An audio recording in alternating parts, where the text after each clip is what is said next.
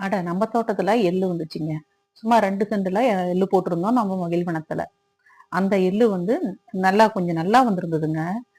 ஒரு ஜான்ல வந்து எத்தனையோ பூட்டா இருக்கணும்.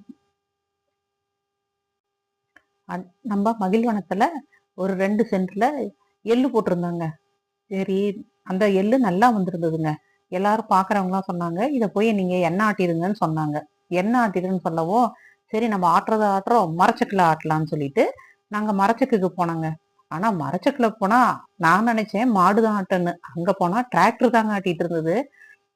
அங்க வந்து அவர்ட்ட குடுத்தோனே எள்ள வந்து கொஞ்சம் பத்தலைங்க. கொஞ்சம் கடையில வாங்கிக்கிட்டோம். வாங்கிட்டு அந்த எள்ள போட்டு அவரு பாருங்க, கீழ வந்து கல்லுங்க, மேல மரத்துல இருக்குது. அந்த மரம் வந்து வாகை மரம்னு சொன்னாரு.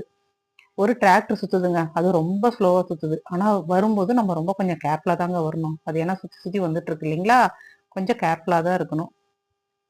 ஆனா அடியில வந்து நல்லா பெரிய கல்லுங்க. உரல் மாரி இருக்கு இல்லைங்களா? செக்கு. அது பாருங்க நல்லா பெருசா இருக்கு. அப்புறம் கருப்பட்டி கொண்டு போய் குடுத்தேங்க. அந்த கருப்பட்டிய அவரு போட்டாருங்க. போட்டு 1 கிலோவுக்கு இவ்வளோன்னு கணக்குல ரேஷியோல சொன்னாரு. எனக்கு அது இப்ப ஞாபகம் இல்லைங்க. அது போட்டோம். போட்டுட்டு கொஞ்ச நேரத்துல நம்ம தண்ணியெல்லாம் ஊத்துறாங்கங்க. தண்ணியெல்லாம் ஊத்துவாங்க பாருங்க. இப்ப அடுத்தது பாருங்க, தண்ணி எடுத்துட்டு வருவாங்க. எடுத்துட்டு வந்து தண்ணியெல்லாம் ஊத்திட்டு, அதுக்கப்புறம் கொஞ்ச நேரத்திலேயே இது வந்துருச்சுங்க. எ எள்ளு புண்ணாக்கு பார்த்தீங்களா? எள்ளு புண்ணாக்கு எடுக்குறாங்க. பக்கத்துல அங்க ஒரு